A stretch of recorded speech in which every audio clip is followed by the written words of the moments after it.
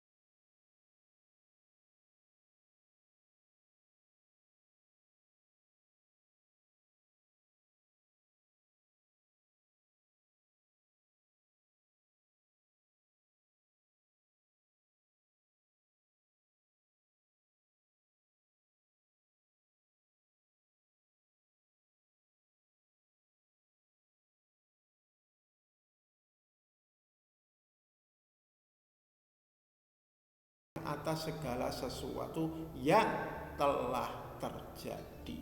Jadi ketika kita membahas qadar, oh berarti telah terjadi, kita bisa lihat. Contohnya apa? Sriwijaya Air yang kemarin jatuh gitu kan. Itu sudah takdirnya Allah, sudah qadarnya Allah, sudah ketentuan dari Allah Subhanahu wa taala. Jadi anak-anakku semuanya, ini adalah pengertian dari qadar ya. Nah, kesimpulannya apa ya?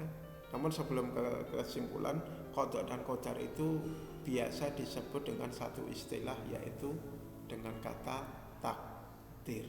Sekali lagi, apa pengertian qada, apa pengertian qadar, ini perlu kita ketahui. Tetapi yang paling penting adalah bagaimana kita mengimani semua ketentuan, semua ketetapan dari Allah Subhanahu wa taala. Artinya kita harus mengimani yaitu takdir Allah Subhanahu wa taala, baik yang menyenangkan maupun yang tidak menyenangkan. Sakit itu enggak menyenangkan, tapi harus kita terima. Kita nggak boleh menyalahkan Allah Subhanahu wa taala. Kenapa saya sakit ya Allah? Sakit kok nggak sembuh-sembuh berbulan-bulan, bahkan bertahun-tahun nggak sembuh-sembuh. Ya kita imani bahwa sakit itu ada datangnya dari Allah, dan Allah insya Allah itu akan menurunkan obatnya, penyembuhnya, ya gitu.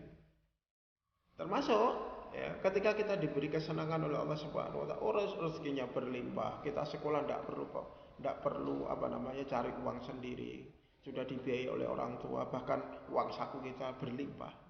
Ya harus kita syukuri, itu ada takdir Allah Subhanahu wa taala kepada kita. Baik, sekarang contoh qada dan qadar. Ini penting ya. Penting kita ketahui untuk mempertajam ya pemahaman kita kepada adanya qada dan qadar. Qada itu tadi kan ketetapan hukum. Nah, contohnya apa? Kelahiran. Macam kelahiran apa? Kita dilahirkan di mana? Oleh ibunya namanya siapa? Bapak kita namanya siapa? Ya. Itu adalah ketetapan dari Allah Subhanahu wa taala. Oh, ternyata saya lahir dari orang Papua. Ya udah, itu ketetapan Allah. Warna kulit saya ternyata hitam. Ya sudah, itu adalah ketetapan dari Allah. Termasuk kematian ya. Siapa nyangka ya, anak yang baru bayi yang kemarin ya bersama orang tuanya naik Sriwijaya Air, ibaratnya belum pernah bermain dengan puas ketika di dunia sebagai anak-anak gitu. Ternyata apa? Allah berkehendak dipanggil itu. Dan kita tidak tahu kita ini sampai jatah kita sampai umur berapa. Itu sudah ditetapkan oleh Allah Subhanahu wa taala. Termasuk bentuk wajah. Wajah kita bulat, lonjong, tirus dan sebagainya. Hidung kita itu apakah mancung, apakah bangir? Bangir itu apa juga? Bangir itu tidak mancung dan tidak pesek. Itu adalah ketetapan dari Allah Subhanahu wa taala, dan itu harus kita syukuri dan harus kita kembalikan kepada Allah Subhanahu wa taala. Kemudian qadar, ketentuan Allah. Jadi ketentuan Allah itu ya, contohnya apa? Kekayaan. Loh, iya, kaya itu bisa kita tentukan kok. Kita pengen kaya atau pengen miskin. Tapi perlu antum ketahui bahwa Allah itu tidak menciptakan kemiskinan ya. Miskin atau tidak miskin itu tergantung persepsi kita, tergantung hati kita. Ya, jadi kekayaan. Jadi kalau kita ingin kaya, kalau kita rajin bekerja ya, insya Allah hartanya akan berlimpah. Kalau kita ingin pandai, nilainya baik, ya harus belajar. Nah, ketika kita sakit, oh ternyata kita sembuh, ya sudah, qadarnya Allah semacam itu, gitu ya. Baik anak-anak semuanya, mudah-mudahan sampai sini bisa dipahami ya. Kemudian para ulama, sebagian ulama itu untuk membantu pemahaman kita terhadap takdir ya, terhadap qada dan qadar, itu membagi takdir itu menjadi dua. Yang pertama adalah takdir mubrom, kemudian yang kedua adalah takdir mu'allaq. Takdir mubrom itu tidak bisa dirubah atau diusahakan dengan ikhtiar manusia ya. Ya sudah dari sana seperti itu. Sedangkan takdir mu'allaq itu adalah takdir yang diikatkan dengan ikhtiar. Ikhtiar itu apa? Usaha. Usaha itu apa? Memilih yang terbaik buat manusia. Misalkan kita ingin pandai, Kalau saya nggak belajar, ya gimana mau pandai kan gitu. Maka diserahkan kepada manusia. Antum mau berusaha atau tidak? Anda mau berusaha atau tidak? Kalau pengen pandai, ya silahkan belajar. Silakan dibuka Ar-Ra'd ayat 11. Allah Subhanahu wa taala berfirman, "Innallaha la yughayyiru ma biqaumin hatta yughayyiru ma bi anfusihim." Sesungguhnya Allah Subhanahu wa taala tidak akan mengubah keadaan suatu kaum sebelum mereka mengubah keadaan diri mereka sendiri. Kan gitu. Kalau kita ingin pandai ya silakan belajar. Kita kan belajar itu kan. Besok kalau kita sudah kerja, kalau kita pengen kaya, ya silakan untuk bekerja dengan sebaik-baiknya. Khotimillah rahimakumullah ya. Anak-anakku yang dimuliakan Allah Subhanahu wa taala, ya. Sekarang iman kepada qadar dan qadar. Apakah iman kepada qadar? Coba. Iman itu adalah membenarkan di dalam hati, tasdiqu bi qalbi wa iqraru bil lisan, kemudian mengucapkan dengan lisan, wa amalu bil arkan, kemudian mengamalkan dengan perbuatan. Maka iman kepada qadar dan qadar itu adalah percaya dan yakin sepenuh hati bahwa Allah Subhanahu wa taala itu mempunyai kehendak, mempunyai ketetapan, keputusan atas semua makhluknya, termasuk segala sesuatu yang meliputi semua kejadian yang menimpa makhluknya. Maka ikhwati fillah rahmatullah,